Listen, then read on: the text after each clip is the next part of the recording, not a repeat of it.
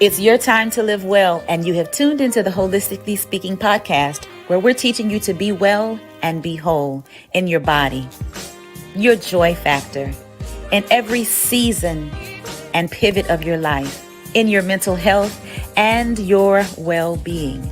Are you ready for this episode? Excellent. Tune in. You won't be disappointed. We did it. We did it. We I hear you did it. We're on. Patience. You did it. Listen, You did it. it is a virtue, is it not? Especially in It the world of technology. Yeah. All right, we're back, everybody. Hello. Welcome all of our friends. Welcome visitors, first timers, friends in Dixie's land, friends in Holistically Well Circle and family, dear Posy Body Circle, everybody. We are back. Thank you guys for holding on and for hanging in there with us. Let's rewind the tape a little bit. Today is World Menopause Day. And just in case you are wondering what in the world is Menopause Day, there is a national something for everything. What was it the other day? It was National Food Day or something like this. Something like that. There is a day for everything. Everything. But as I was researching this, I was actually intrigued to find that World Menopause Day started quite a few years ago. And so I want to make sure that I definitely introduce World Menopause Day, where it came from. And there are several categories of women that are listening today. And if you are a guy, I applaud you and thank you for tuning in as well, because the women in your life need this information, but not just them. You need it as well, as you are a support to those women, and so that you can understand what it is they are going through. And then, of course, this lovely lady that you see to my right or to my left, based on how the screen is inverted, I'm going to introduce her formally in just a moment. Also, I want to acknowledge, I cannot continue on without acknowledging that this October, this month, which is October, is also Breast Cancer Awareness Month. And so I want to give a big shout out to all of our sisters who are breast cancer survivors, warriors, champions, those of you who may presently be in the fight. We just want to send love and hugs and support you and celebrate your courage while you are on this journey. I know that it is not easy, but you are doing it. And lean on your village when you need to. That's a big part of going through anything well and whole, I would say, is lean on your village. So I have two different types of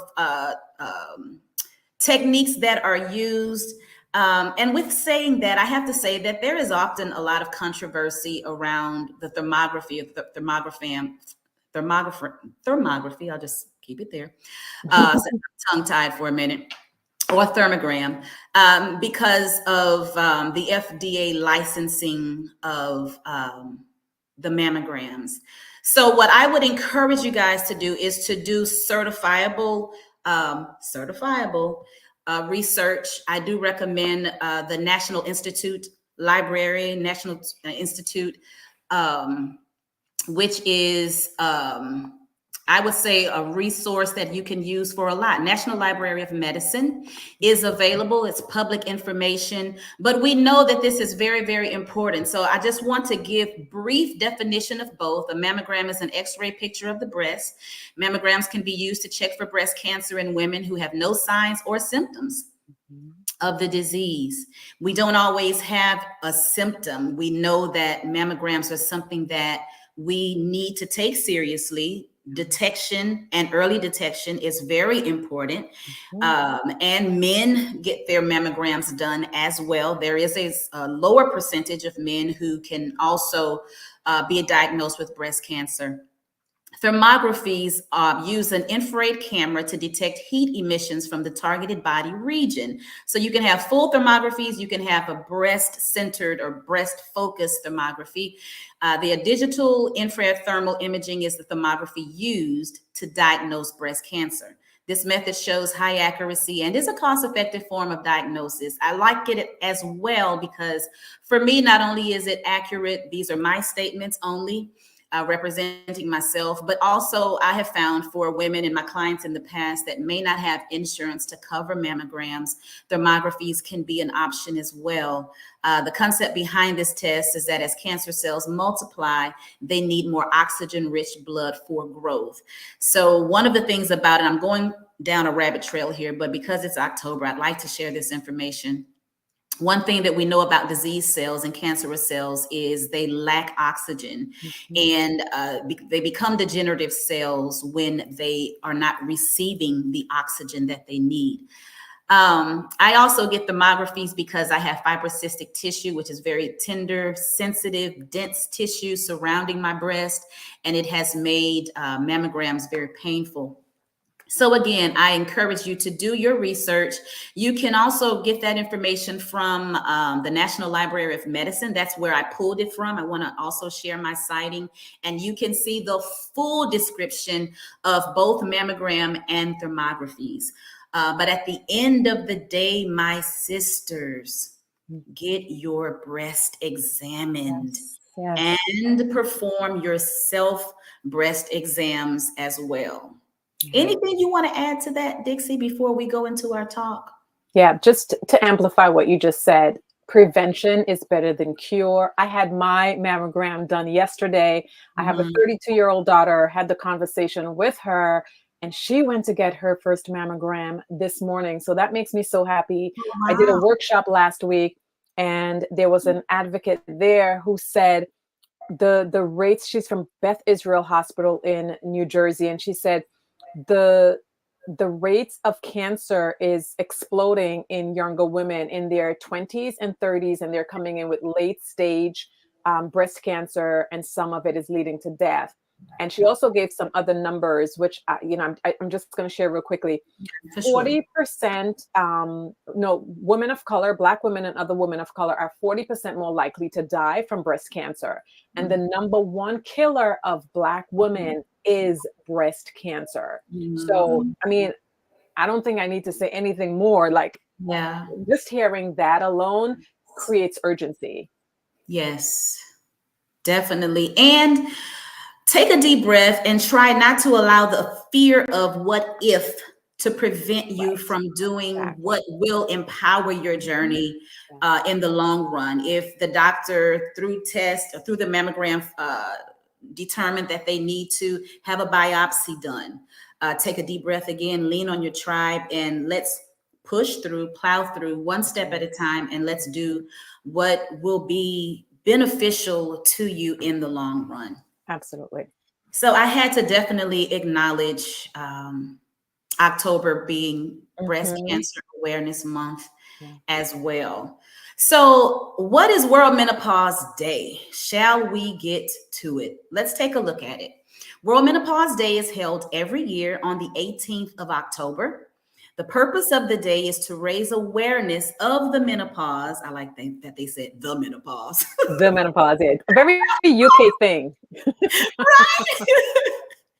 And the support options available for improving health and well-being. That's a big reason why we are having this virtual event today, is to talk about menopause, raise the awareness, but also to build a support around you ladies. I want you to be able to relax, take a deep breath, chime in the chat if you have a question or a concern or even some feedback that you want to provide.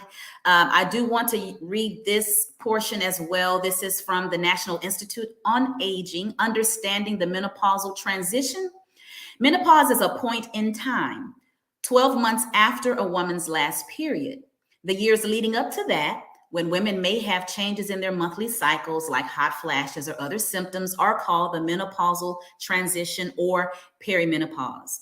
The menopausal transition most often begins between ages 45 and 55.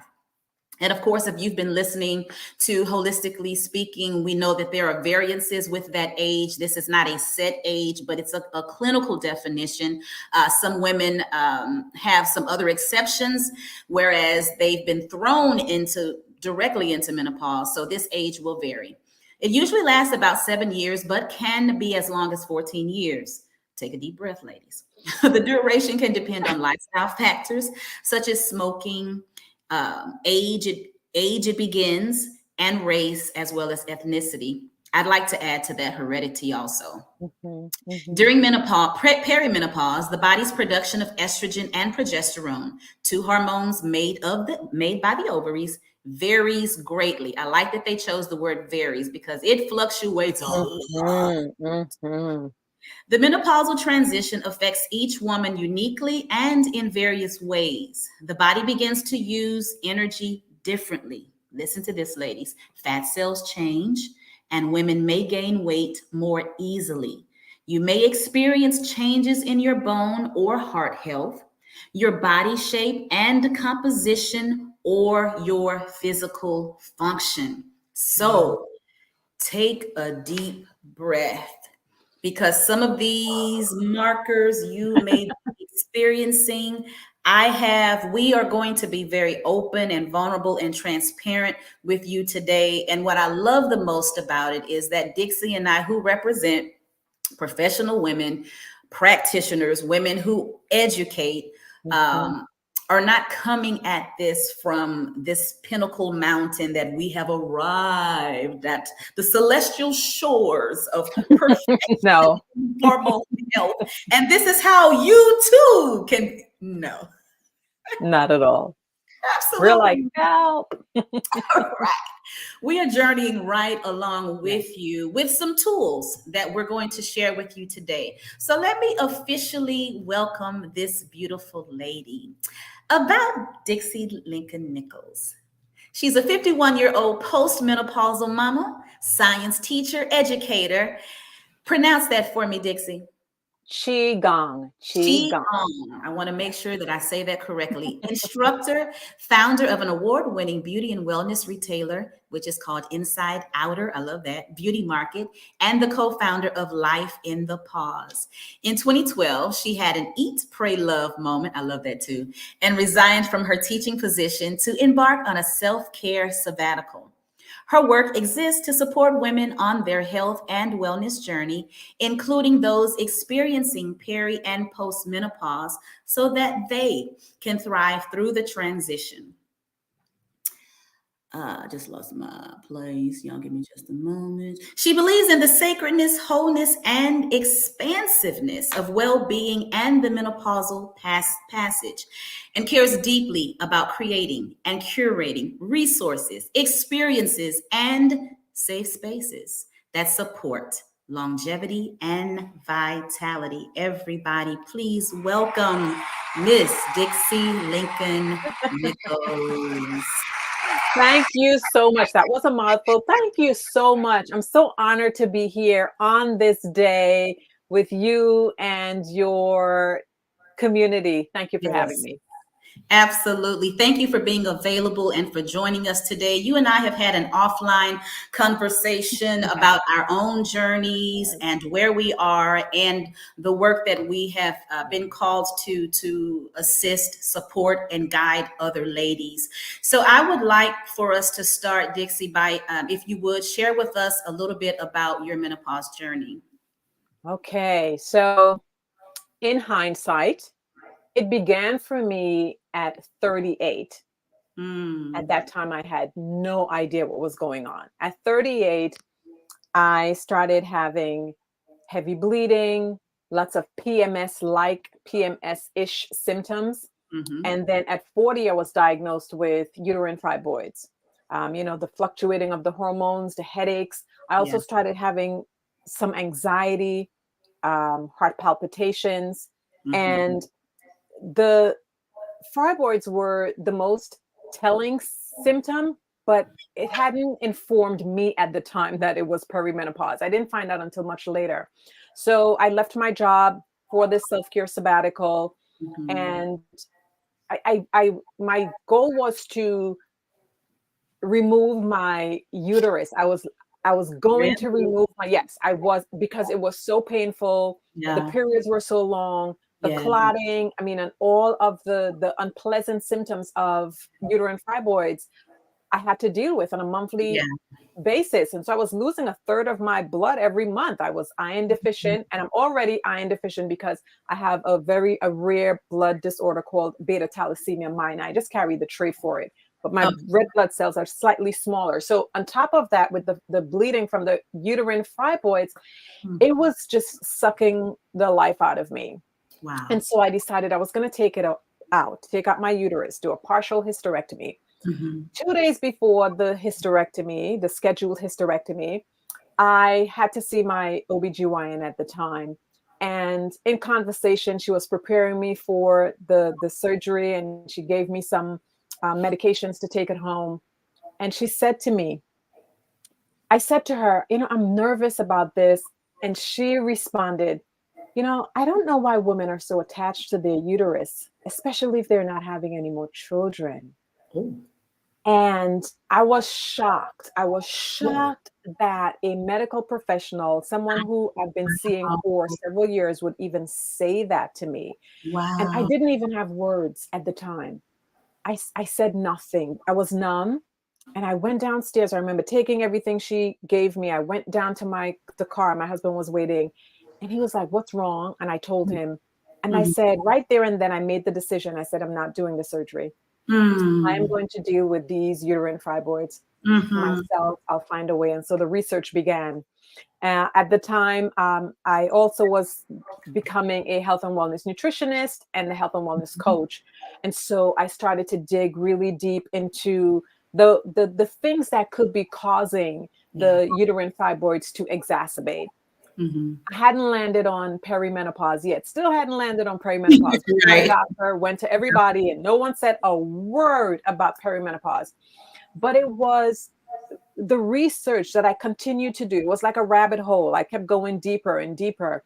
And then, of course, I started to eliminate ingredients from my skincare products. I Yeah. started to, all of the xenoestrogens that could be, you know, getting absorbed through my skin into my bloodstream. I Yeah. started to remove those from my lifestyle and my products.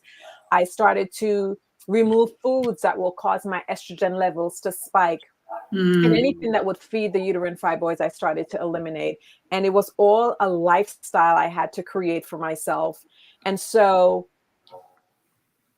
I went away to the School of Naturopathic Medicine in the UK for a little bit, and I studied there. And while I was there, I learned that in Europe, they banned over 1,800, I think it was either 13 or 1,800 ingredients Yes. from skincare products. And I was like, wait a minute, Yeah. what is going on in the United States of America? Why is it the wild, wild west? Why is it a free for all? And How yes it is. Yes. Right. why can't they understand or just even acknowledge that it's different strokes for different folks, that Yeah. we are not a monolith by any means, and our bodies are different and respond differently to ingredients, right? Some people's bodies will never exhibit an adverse reaction to some of the synthetics and even some of the naturals that go into the body, and some will. Yeah. So that's how I found the clean beauty industry and started to regulate what I was putting into my body. So I amplified my nutrition. I amplified what I was putting onto my skin. I amplified what I was doing to my gut, because then I learned about the estrobolome, which is, a part of the gut that's responsible for menopause and Yeah. can affect the menopausal experience. And Yeah. so all of this led me to realize, I was like, wait a minute.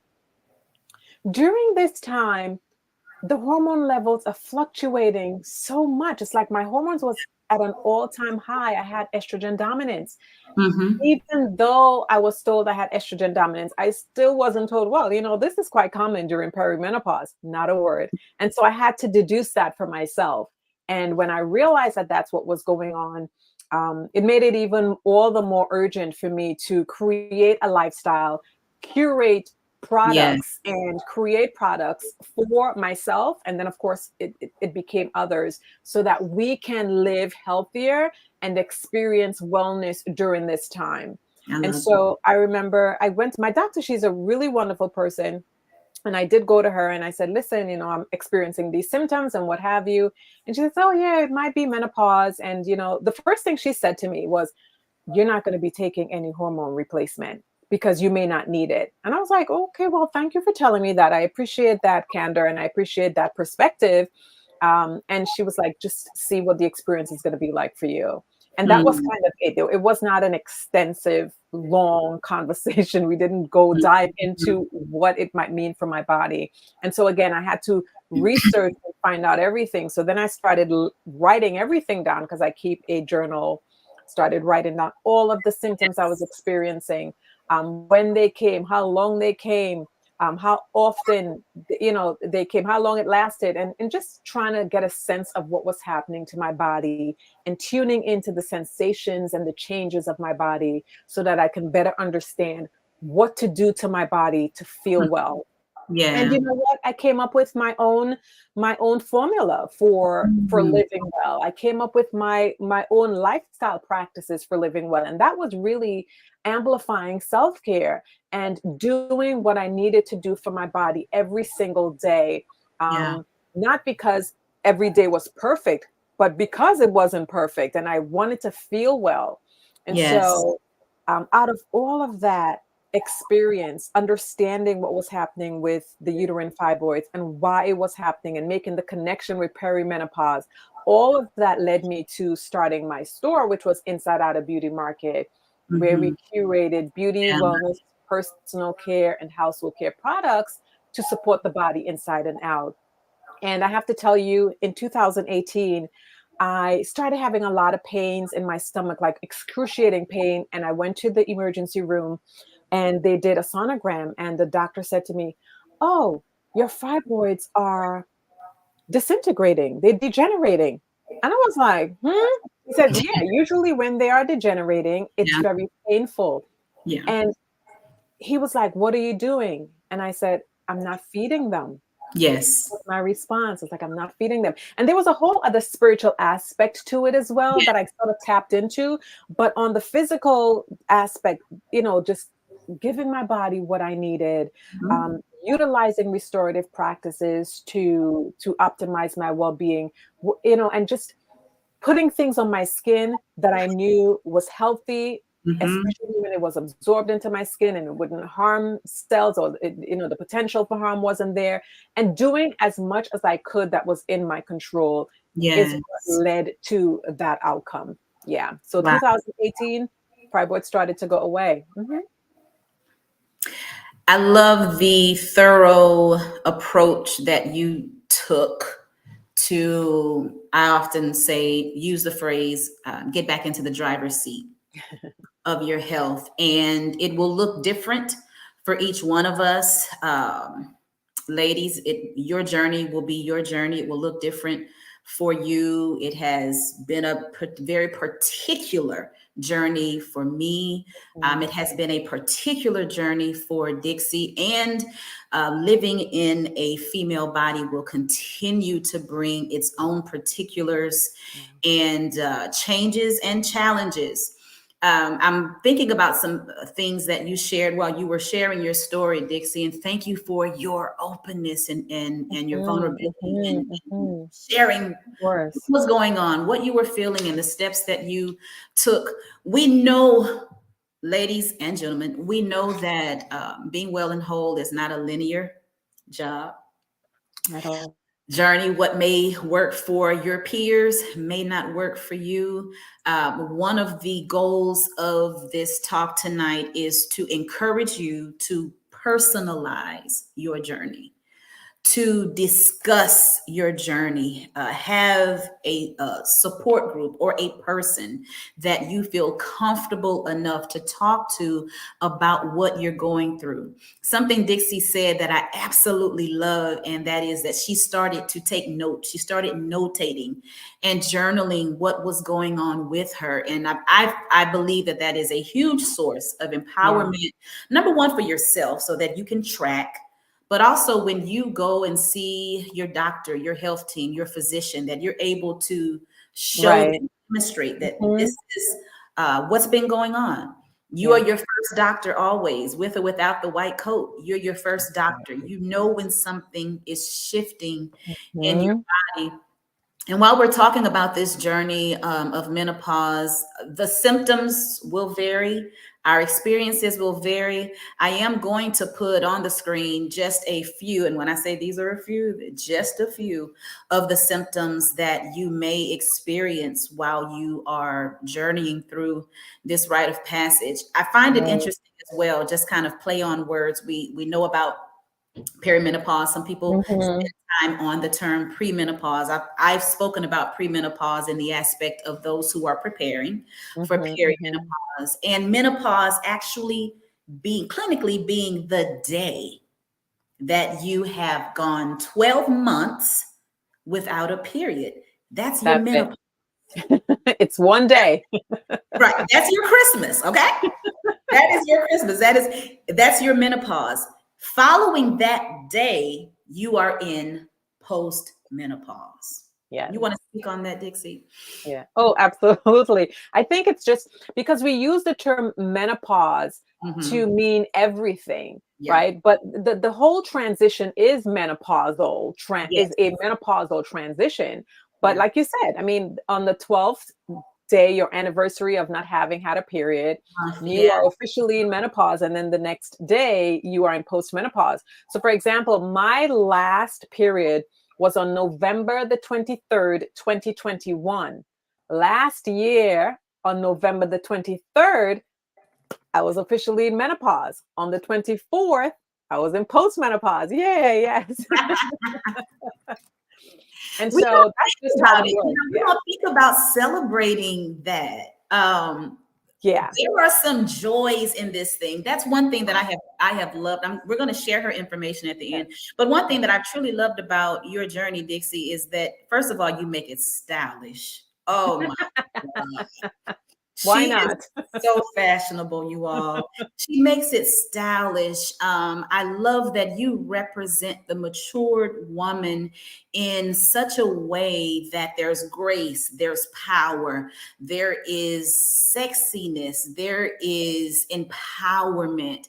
And what I would like to see more of us who are aging and looking at aging well to know is that this is a significant part of life, number one. Mhm, mhm, Your significance is just mhm. beginning, and you make it absolutely what you need it to be and what you That's want it. it to be. And let me just put some of her pictures back up. That's what I love about Yeah. her. um, Tai Chi, she does Tai Chi. She loves juices and smoothies. She takes the time to really tap into her body. And I think that, not I think, but I know that if we're going to journey and continue journeying through the pausey seasons well, we're going to have to tap into the joy of them. So, Dixie, I would like to ask you some of the things, some takeaways that you want to make sure that our ladies have as they journey through perimenopause, or if they are uh, experiencing their menopause moment, or if Mhm. they're postmenopausal. Right, right. I just want to piggyback on what you said earlier in terms of celebration. I'm the co-founder of Life in the Pause, and one of the key tenets of that organization is celebration.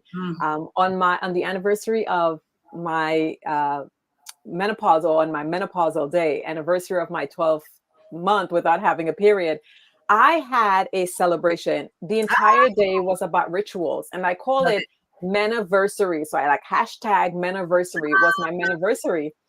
And it. I had such a great time. I Yeah. danced because a week leading up, like maybe 2 weeks leading up to that day, my body began to feel the urge for celebration. And I'm like, what's going on? I don't even like having a birthday party. What is going on here?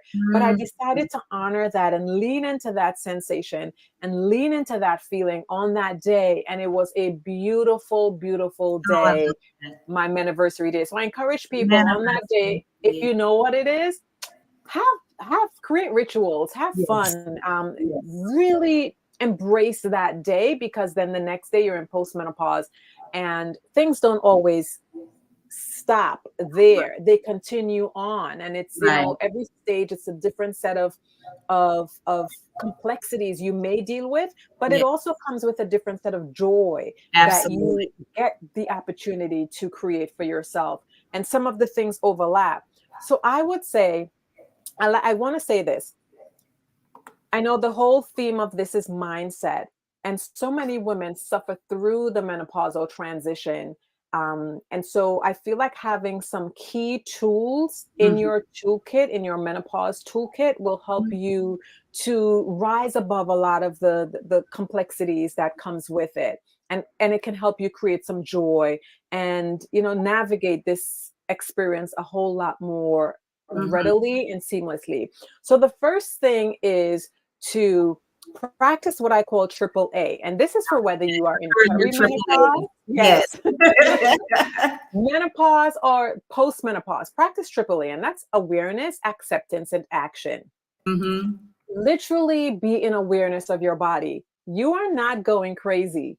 Yeah. When you start feeling those weird symptoms, like Yes. maybe an electric shock or dizziness or vertigo or dry eyes, dry mouth, ringing ears, Yes. pay attention to it. Be in awareness, because you know your body better than anyone. Once you become aware of what's happening or a change that's happening, accept it. Accept that this is indeed happening to me, because if you don't accept something, you can't take action.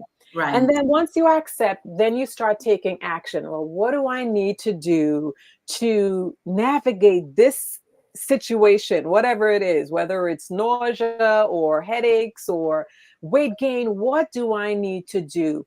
Once you accept that it's happening, then you can take action. So Mhm. that's one thing. The second thing is self-care. Practice self-care. Do something every single day to nourish your mind, your body, and your spirit. Nourish your body with nutritious foods, because not every food is going to be conducive to your well-being during this time, right? You've got to worry about things like cardiovascular health. You've got to worry about blood glucose levels. You may have to worry about um, weight gain, and then there is brain health. All of these things we need to eat well in order to optimize. And Yeah. then restorative practice, like I do qigong and tai chi, Mhm. but there is prayer, meditation, Mhm. breath works, walks in the park, nature walks, what have you. Find a restorative practice and sink into it.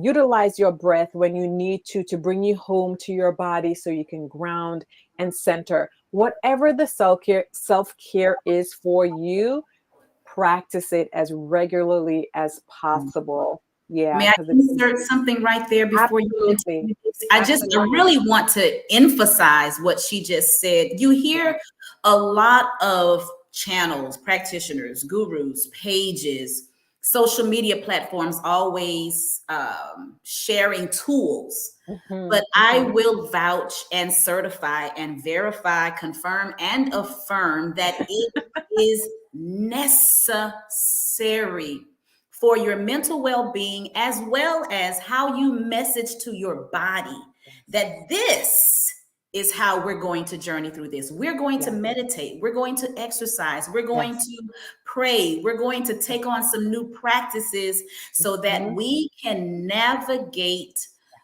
foreign waters, foreign Yes, lands. It's absolutely. it's not an option, ladies. Shouldn't These are be. things that you must do Yeah, in order to journey well and whole. absolutely. Go ahead. Absolutely. Okay, the third thing would be to seek support. Mm, So many women are experiencing menopause in a silo. I mm, did for a while, mhm. but I'm a very curious person. I love to ask questions. Age gap friendships for me are very important. So I have tons of young friends and I have tons of older friends. So of course I tapped into my older friends, tapped into my grandmother, tapped into my mom. It's like, okay, I started asking questions, and then, the floodgates open and people Yeah. started giving me lots of information, tons of information that I was able to utilize. So seek support. So from friends, from family members, from healthcare providers, doctors, coaches, nutritionists, whomever you need to seek help and support Yes. from. Community, seek support. Community. Yes, community is everything. For me, it is communication and community that really Yes. has Yeah. been the foundation and the core of my well-being. Not, and I say well-being, and please note that well-being does not mean perfect being. It just Absolutely. means that I have these tools that I can turn to communicate what you're going through, what's happening, talk to the people who you need to talk to, ask questions of the people you need to ask questions of, and then do that in community if you can as well, and spend time in community with like-minded women, on podcasts and communities like Lashana's, and and Life in the Pause. This is how you're going to get through it. Trust Yeah. me, it makes a Yes. huge Yes. difference. Yeah. And then the next thing is to release expectations. Woo! Say it Expect again, Release expectations. Dixie. Yes. Because what your mama went through, what your sister went through, what your girlfriend goes through, what your may not be your experience. It No. most likely will not be your experience. Yes. There are similarities between people, but like Lashana said earlier, we experience menopause very uniquely in our own way. And so release any expectations and allow. And that's why you need to be in awareness, because when you release the expectations, you're able to be in awareness of what you're going through and Mhm. not what somebody else. And you'll be like, Yes. well, she never had hot flashes. And you're sitting there expecting not to have a hot flash. And then you get one and you deny that it is even happening. Like, nah, couldn't be. No, I'm fine. Exactly. No, no, it's just a So little. release the expectations. And then the last thing is to be optimistic. Mhm. Menopause comes with complexities. It Yeah. comes with a set of experiences we've never had before. So it's very Yes. new. Be optimistic about the process. The old narrative that we've been hearing, all the shame and the stigmas and the myths and the taboos. Let's get rid of those. Let's Mhm. think of how we can experience menopause very differently, because there are a lot of us out there who want transformation. And I don't Yes. mean like the type of transformation you get from the symptoms, the change, not Yeah. that change, the Right. transformation in perspective and Mhm. also in experience. So That's if good. you're optimistic about that, and you're creative and you enter the Yes. space with like, okay, how am I going to enjoy this experience the way that I want to enjoy it? It's going to make all the difference. Yeah. Make So a yeah, so difference. those are 5 things I really encourage you to bring into your life so that you can have an experience that you desire. I love that.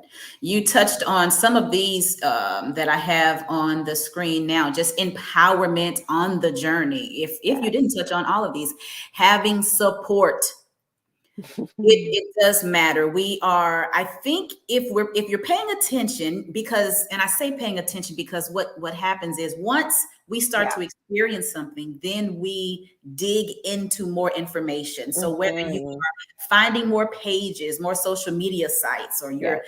finding more information on whatever social media platform you're on, or through having conversations, you may start detecting that a little bit more conversation is being had Mhm. now, which Mhm. is a great thing.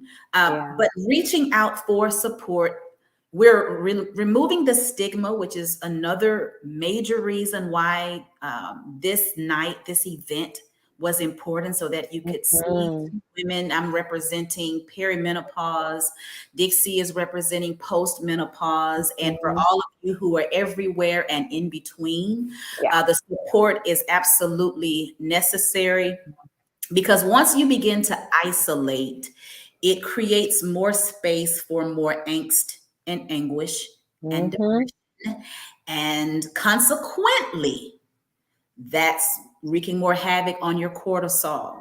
Yeah. The other symptoms: insomnia, blood sugar imbalance, Mhm. insulin resistance, Mhm. an inflamed body, all of Yeah, the things that perimenopause and menopause can already start challenging will absolutely. exacerbate if you can exacerbate Mhm. when you isolate yourself. So I That's want right. you That's all, right. as Dixie has expressed, to have support, find support. We are Mhm. the second thing, and she's touched on this as well, as log and journal. Number one, is for you. Secondly, it's for your health team.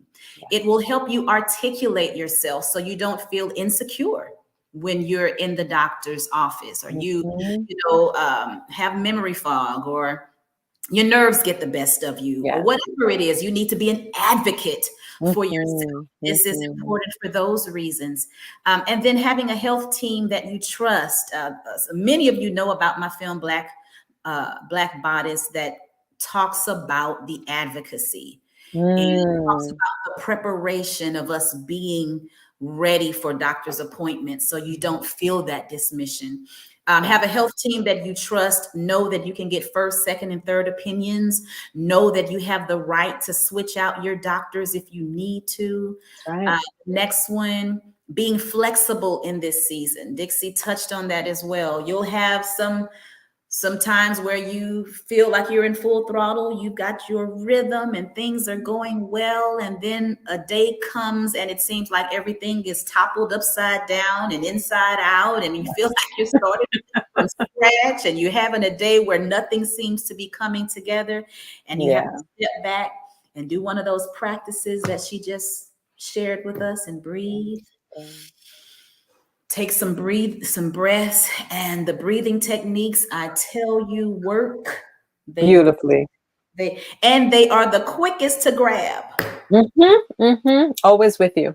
Whoo, they are always with you. Yeah. So Yeah. being flexible in this season, you all. Learning your new body. That's one reason why my program, Dear Pawsy Body, exists, is to Mm. learn this new body. Right. The body does change on you. Yes, it does. I don't care how well you think you live. It doesn't matter how, I'll put it in quotations, clean you've eaten in the past, how much you've exercised. Um, if you're familiar with Holistically Well and my story, you know that I have done all the things: personal trainer, nutritionist, holistic health practitioner, herbalist, all of the things. And when perimenopause hit, it sent me into wreckage Mm. like this. Shook you. What is going on? Nothing that used to work worked. Right. Right. So having patience, Dear Pawsy Body exists because of that, because we have new bodies that we have to learn. Mhm. These bodies that we feel are in betrayal mode. It's that stereotypical scene of the soap operas where someone has betrayed someone and they're doing all the things. Mm. It's that typical scene. Learning that some things that you did in the past may need some tweaking at Yeah. this point. Absolutely. Yeah. Yeah. But I'm telling you, I just to piggyback on what you said in terms of the body. And some people, I think one of the things that I allowed myself to do was to grieve what was no mm, more, say what that. changed. Yes, Yeah. I yes, had yes. to, because my body changed, and I had to I still practice mirror works. I stand in front of my mirror naked because my body is not the Come same body. on, see, yes, But ma'am. I also understand that this body is benefiting me at this particular time in my Yes, life, ma'am. and I it's like not that. unwell. It's very well. And once Yes. I allowed myself to do that, everything changed. So for me, it started with, and again, my journey is different from everyone's. It was the Mhm, gray hair, and then using a mhm, big magnifying mirror. Like, I literally look at myself through a magnifying mirror. I see mhm, every nook and cranny, wrinkle, crinkle. And I've been mhm, doing this for years, so I've gotten so used to it that mhm, I couldn't care less now what anything, right? So it was like taking control, mhm, taking control, and that helps so much. So if you look at your body, every single day in the mirror, trust me, Yes. you will fall in love with your Yes. body. I encourage that. Yes. Yeah. It is a must. Yeah. I have a lot of dialogue with my body. We Yeah. talk all of the time. I think I did a podcast, Good. Yes. episode a few episodes ago about the new body. We talked about periods and pausey breasts and all Mhm, of that. mhm, And I mhm. shared with the ladies that I talk to her sometimes like she's a little girl. Sometimes I talk to Love her it. like she's sis. Aw. Sometimes I talk to her like a grown woman. Okay, now look, Yeah. listen. Now, come on now, you're Yeah. going to have to Yeah. cooperate with me today. She's all those things. She is Yeah. all of those things, Yeah. and Yeah. learning Yeah. how to talk to yourself Yeah. anew and Yeah. give grace to this new body Yes. helps you love your body as you journey through these rites of passage. We have Yes. a statement here, Dixie. Shawnee says, could a woman experience cold flashes, always feel cold, instead of hot flashes during menopause? Yes, it's a thing. It is a thing. Some Yeah. people have cold flushes where their bodies just, instead of being hot, feels cold. And Mhm. some people fluctuate between hot Mhm. and cold flushes. So Mhm. it depends. Yeah. So if you're feeling it, it's not unusual. Yeah. Yeah. And one of the reasons why I'll add to that too, Dixie, one of the reasons why we experience cold flashes is typically because your hormone levels are changing. It's affecting that part of the brain, the hypothalamus, Mhm. which is responsible for regulating the body's temperature. I love that our brains are so unique, and our brains are Mhm. going through the change as well. Our brains are Whole journeying with us, bodies. Yes. your entire Oh, body. And so yeah. your brain is trying to figure out how to regulate your body temperature. And so sometimes Exactly. flashes can happen Yeah. as a Yeah. result of that. She had another one. What are Yeah. estrogen boosting foods? Excellent. We're going to go through some resources and some tips, Shawnee, in just a moment, too. We want to make sure that you all are equipped in as many ways as possible. So thank you for asking that question, and hold on to it, hold tight. We're going to get to that in just a moment. I'm going to put this list up real quick, just so ladies, that you can um, take a look at it. And then we have some resources as well. Let me put these on the screen. These are some that I'd like to share. NAM, the North American Menopause Society. You can find them online, and I'll put the website in the comment section so that you can pull them up. I want to invite you to download Dixie's podcast. It is excellent. It is very thorough. It takes you through the entire holistic experience of womanhood. She's talking about the emotional, the psychological, the physical aspects, the spiritual aspects of this journey. She has great guests on there. I'm a podcast girl. Y'all, I I can love. tell. I love that you are. So I invite you to download her podcast, my podcast as well, Holistically Speaking, with myself, Lashana L. Moore. We have very matter of fact conversations on that thing. And Mm, then the love other it. one that I invite you to consider, the website is IMS, that's International Menopause Society.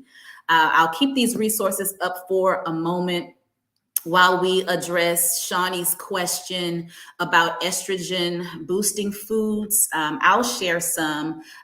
Before I do, I want to give our special guest, Dixie, an opportunity to respond to Shawnee's question. Oh yeah. So tofu, do you like tofu? I hope Shani you like tofu because it is loaded with Mhm. estrogen. Um, other phyto, what are some other phytoestrogenic foods that you can turn to? I Flaxseed. do believe, yeah, flaxseed, flax meal is also really good. I usually put like flax Put meal some in on the yeah, screen. in my smoothies. I'm drawing a blank right now, honestly. Hummus. Let me put a few. Hummus is a great phytoestrogen Yeah, pull it up for me. as well. Let me respond to the tofu suggestion that you gave. I like it. To me, tofu has a neutral taste. I Um, think so too, yeah.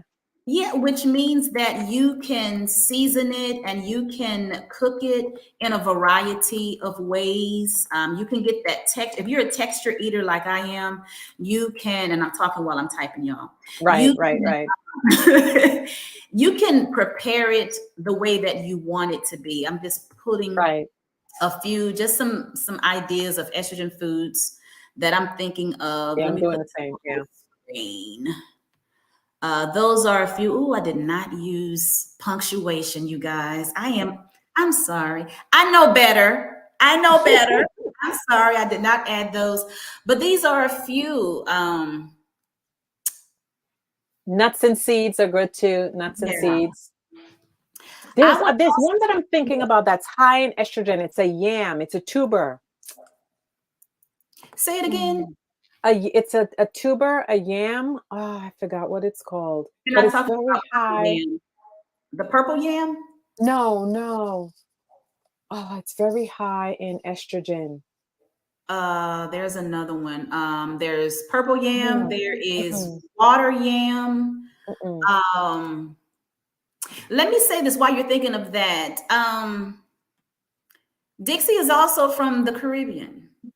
She's a Caribbean. Yes, yeah. I'm Let from me Trinidad and She's from Tobago. Trinidad and Tobago. Have you found any native practices, native foods, particularly since we're talking about foods that have been helpful? There are herbs, and we can discuss that as well, everyone. I want to be mindful of the time of this podcast as well, but I do want to make sure that we give you ample information. But is there anything that you can think of natively that has been helpful? You know, no, to be honest, because I never had the conversation around menopause with my family. I migrated here when I was 16 years old to the United States. Hmm. And so I never, my grandmother, she'll tell you she never had menopausal symptoms. Like she swears. I'm like, you sure Having you your didn't forget, Danny? You sure? She says, nope, I never experienced menopause. My grandmother never even wore deodorant in her life. She's never worn makeup. She is just like a plain home girl, just living the island life, off the Wow. seashore.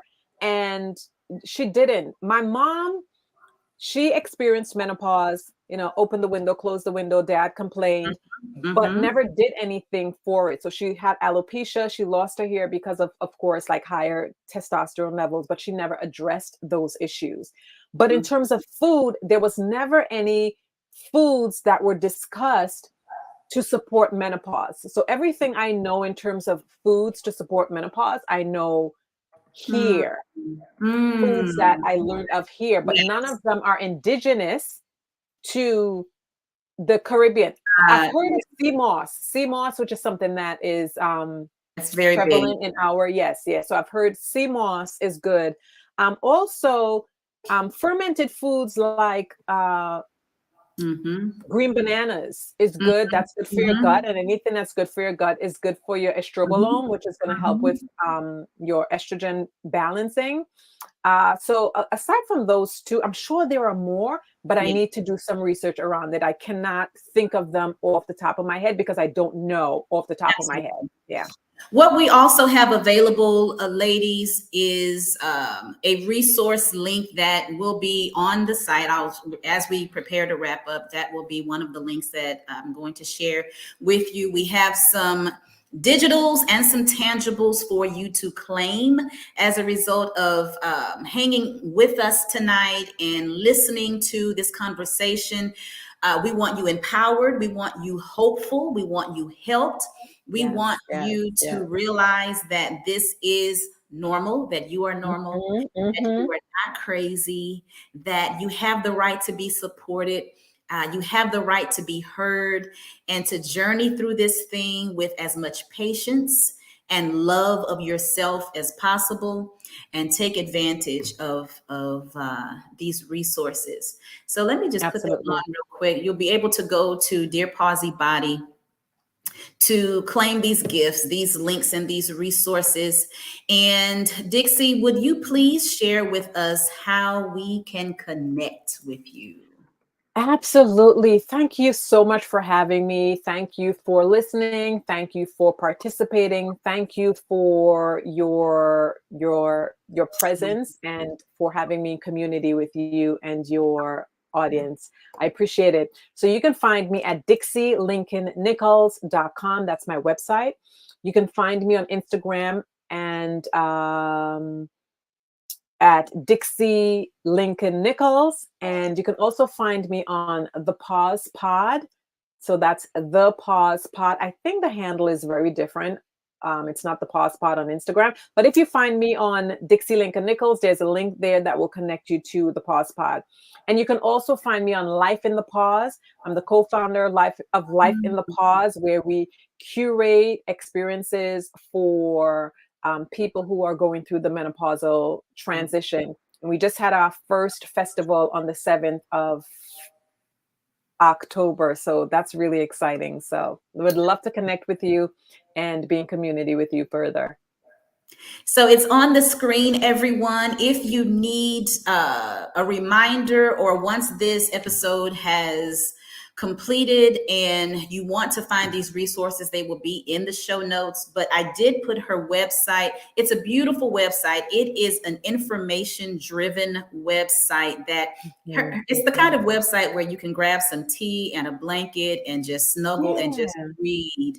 I And like that. I want to point out that she has a menopause quiz on the site as well, that I encourage you to take the quiz. It will ask you some very poignant questions and help you to determine where you feel you may be. I think that's also helpful because menopause, as well as perimenopause, is not necessarily a exacting diagnosed type of experience. Yeah. Because it's not a disease, right? Not Yeah. a So disease. It's absolutely not.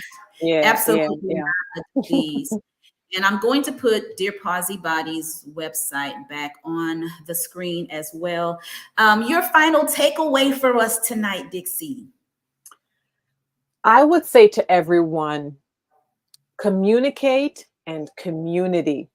Like, communicate with the people in your lives, what you're going through. Communicate with your significant other, your children, your job. That's slow, but it's happening. People on the job are about to get a download on what menopause is. So Yes. communicate. And don't be ashamed. Don't be afraid. You are going through something that's completely okay. Your body is doing what your body is supposed to do. And find community to exist in. It's fun. It feels better. It's healthier than experiencing this in a silo. So communicate, community. Yeah. I love that. Communicate and community. I love alliterations. Yeah, I know, right? and it's easy to remember as well. Everybody, I want to thank you so much for joining us tonight. I want to give a special thanks to my sister friend here, Dixie, for her time and for sharing with us. Make sure that you connect for your growth, for your development, and share these with other sisters. Definitely share holistically well with other sisters. Share Dixie's information with other ladies. The web, not just her website, but Life in the Pause, which is what she what she spearheads as well. Support those things, and you'll find a lot more joy in the journey. That's right. Longevity and vitality. That's what it's all about. Thank you so much. Absolutely. Thank you so much. Everybody have a wonderful night. And remember always to be well and to be whole. Until the next time. Bye.